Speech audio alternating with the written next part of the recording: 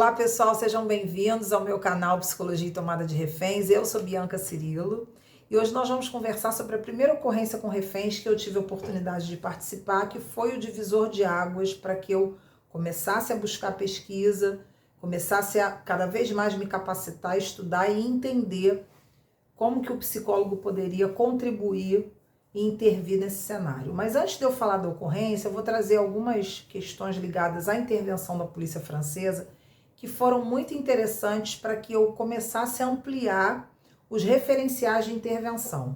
Até agora eu passei para vocês os aspectos ligados ao contexto norte-americano, que tem uma hegemonia, tem uma predominância, e sem dúvida interferiram fortemente para que eu pudesse atuar nas ocorrências, principalmente nessa que foi a primeira, porque eu tinha acabado de estudar esse material, eu tinha acabado de compreender, pelo menos minimamente, como é que o FBI percebia a intervenção do psicólogo, e isso fez com que eu, na realidade, fosse para a ocorrência com esse referencial muito mais ligado à psicopatologia, à visualização desses perfis, à compreensão dessa psicodinâmica ligada à personalidade. E na realidade, assim, a gente sabe que o contexto norte-americano, ele traz uma influência muito grande, né? Ou melhor, ele sofre uma influência muito grande da criminologia positiva. Quando a gente vai aprofundar os estudos em torno de como é que o norte-americano configura o gerenciamento de crises, a gente entende que há uma espécie de reedição de Lombroso, assim, sem dúvida, com as devidas, né, os devidos ajustes. Mas quando a gente pega, por exemplo, a criminologia positiva, a gente entende que há uma expectativa, principalmente a partir da publicação do Homem Delinquente, uma expectativa de que o crime está no sujeito. E eu percebo isso muito no norte-americano, né? O psicólogo, ele acaba ficando muito refém, né? Assim como o psiquiatra, desse tipo de proposta de intervenção. Ou seja, basta entre aspas, há uma predominância de entendimento de que se você consegue identificar o perfil, você já contribuiria muito para a intervenção policial. Inclusive tem um incômodo muito grande, que eu fiquei bastante incomodada com essa similaridade entre o psicólogo e o psiquiatra, como se no contexto norte-americano isso não tivesse muita importância. Bastaria compreender a complexidade dessa psicopatologia para que a intervenção acontecesse. Quando eu tive a oportunidade de conhecer pessoalmente alguns policiais da polícia francesa, conhecer o trabalho da polícia francesa, entender como é que o Le Red funcionava, isso foi muito bom porque eu já tinha ali um outro referencial. Diferentemente da corrente norte-americana, a corrente francesa trabalha com uma ideia de que o gerenciamento de crises, a situação com tomada de reféns, a resolução depende da relação. Isso foi muito bom, ou seja, eles têm eles trazem uma ideia muito forte de que o negociador é uma figura muito importante, porque ele que vai manejar as ações de forma que não haja necessidade de uma intervenção letal, do uso de armas, ou seja, há uma valorização muito grande da potência do discurso. E isso foi muito legal para mim, porque eu comecei a ter uma referência diferente e mais próxima daquilo que eu queria. Sem dúvida, esses dois referenciais foram enriquecendo, e aí a gente começa a encontrar novos caminhos, né? Caminhos que não são necessariamente nem isso nem aquilo, mas você começa a ver pontos que são forças potentes para se pensar novas maneiras de intervir. Então vamos à situação em si, que aí eu vou fazer algumas relações para que vocês entendam o impacto que ela teve na construção da minha pesquisa. A situação era a seguinte: fomos para uma determinada localidade, a polícia foi acionada como ocorrência com reféns, a uma determinada localidade onde três bandidos, né, três criminosos, eles estavam vendendo drogas e eles foram surpreendidos pela polícia local, que não era a polícia especial de intervenção com reféns. Houve uma troca de tiros e eles entraram numa determinada residência, fizeram uma menina de 13 anos, o pai e a mãe como reféns. Esse era o cenário, primeira ocorrência que eu estava indo. Quando nós chegamos lá, já houve um desafio inicial que a própria localidade, né, os moradores daquela localidade, estavam rejeitando a aproximação da polícia. Eles não queriam que a polícia estivesse ali, natural, né? completamente compreensível e óbvio. Mas isso já gerou uma resistência de entrada. Além disso, tínhamos a pressão da mídia. Um helicóptero sobrevoando, né, a ocorrência, fora as pressões ligadas ao próprio evento. E muito bem, quando nós chegamos, né, nos organizamos, o cenário era o seguinte: a menina de 13 anos com um fuzil apontado para a cabeça, eu estava do lado de fora, eu consegui observar, no ponto que eu estava junto com o negociador, mais o negociador anotador, porque geralmente o ideal é que tenham dois, ou seja, um anota e o outro fica focado na sustentação daquele discurso.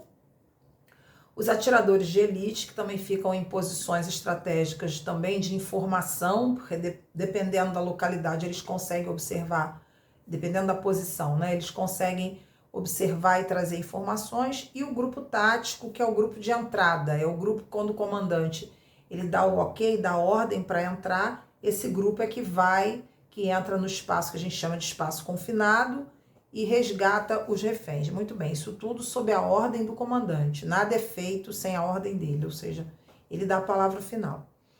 E eu me posicionei junto ao negociador, porque a expectativa é que eu o quê? Acompanhasse aquele discurso, é o que eu tinha aprendido.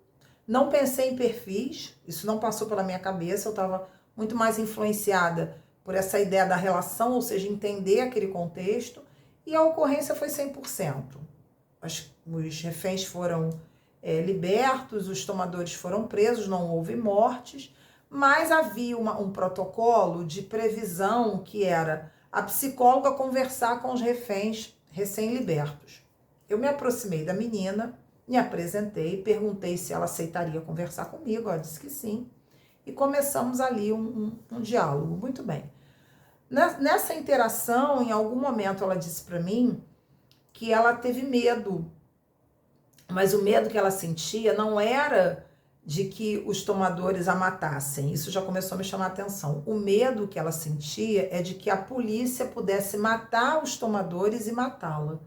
E eu questionei, eu perguntei por quê que ela estava preocupada também com a vida dos tomadores. E ela disse para mim que aqueles rapazes eram rapazes entre 18 e 24 anos, ela conhecia aqueles rapazes ali da localidade, né, de onde ela morava, e ela tinha certeza, essa frase não saiu da minha cabeça, não, eu tenho certeza, eu tive certeza, ela disse assim, eu tive certeza de que eles não me matariam, porque eles me conhecem.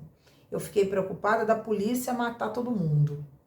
E aquilo abriu uma janela enorme na minha cabeça, que eu estava diante de um fenômeno onde uma menina de 13 anos dizia para mim que ela estava preocupada, que ela ficou preocupada com a vida desses tomadores, e ela não demonstrou para mim um desespero como até então a gente cria uma expectativa. Então, assim, primeira coisa do psicólogo numa situação como essa é não criar essa expectativa, porque a gente vem com a coisa pronta de que, não, os reféns vão necessariamente estarem dessa ou daquela forma, nem sempre. Isso me surpreendeu, porque foi a primeira ocorrência, ela trouxe isso de uma maneira muito natural, e ali eu comecei a pensar, que relação é essa entre tomadores e reféns, que uma menina de 13 anos se coloca dessa forma, de uma maneira muito natural, e trazendo ali desafios para mim enquanto pesquisadora, que eram desafios difíceis de solucionar, ou seja, eu precisava me capacitar. Aquela menina foi uma grande escola para mim, foi um grande aprendizado,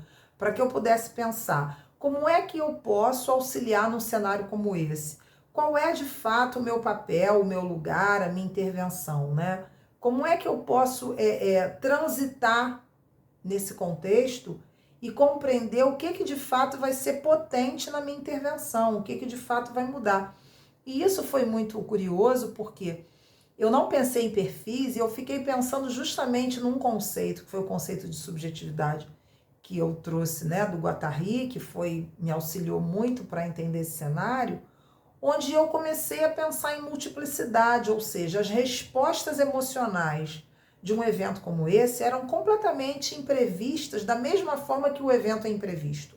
Quando você vai para uma ocorrência com reféns, por mais que você esteja preparado, você tenha estudado, você tenha até uma certa experiência, há o fator imprevisibilidade, que é um fator que atravessa, né, que o Taleb coloca muito bem na lógica do cisne negro, enfim, como que você começa a entender que essa imprevisibilidade, ela não há um controle Para isso, há algo que sempre nos escapa e dentro de um contexto que é o contexto norte-americano, onde tudo tem que ser muito controlado, onde tudo tem que ser muito previsto, ali no contexto brasileiro eu estava sendo desafiada por uma menina, né, principalmente por ela, que traz uma fala para mim que foi ao mesmo tempo libertadora e perturbadora, porque eu fiquei, gente, e agora? Como é que eu faço? Como é que eu vou dar conta disso? O que que eu tenho que entender, né? Qual vai ser de fato a minha contribuição aqui nesse cenário?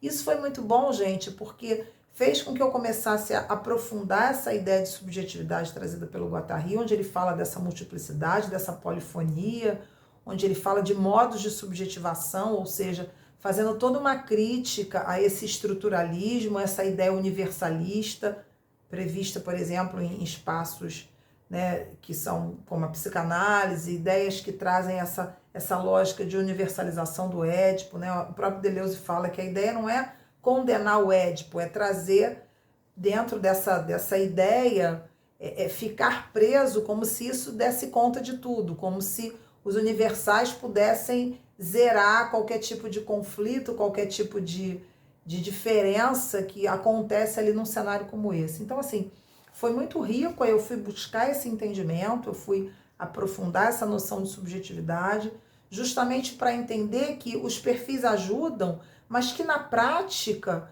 vários vetores escapam e se apresentam que são altamente enriquecedores e difíceis. E isso fez com que eu pudesse enriquecer mais a minha pesquisa, buscar um entendimento mais profundo, a partir da fala de uma adolescente que não estava desesperada, eu não vi nenhum desespero estampado ali no comportamento dela, obviamente não estava confortável, mas me parecia muito serena para quem tinha acabado de sair de uma ocorrência como aquela, ou seja, ela estava muito concentrada em algumas questões e apoiada em referenciais que ela trazia, que sem dúvida a auxiliaram para que ela não entrasse em desespero. E aquilo acabou, eu fui, enfim, amadurecer mais, fui buscar a pesquisa, fui estruturar. Essa ocorrência entrou na minha tese como, sem dúvida, teria que entrar, né, como a primeira ocorrência que abriu a janela, ou seja, que psicologia é essa?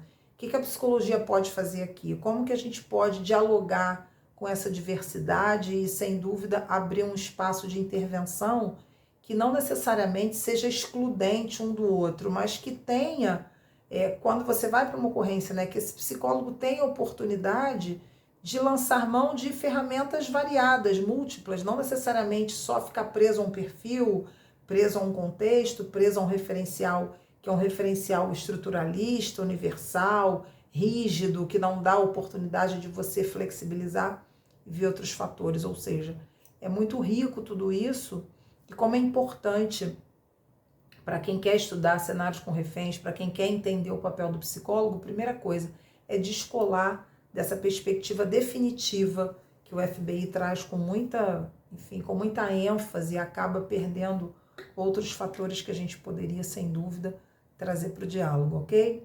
Espero que vocês tenham gostado desse conteúdo. Sem dúvida, vamos trazer mais conteúdos. Eu vou falar de outras ocorrências, mas essa, sem sombra de dúvida, é a que marcou bastante, porque trouxe aí uma janela de reflexão muito interessante. E estaremos juntos no próximo vídeo, gente. Foi um prazer, um forte abraço, até a próxima.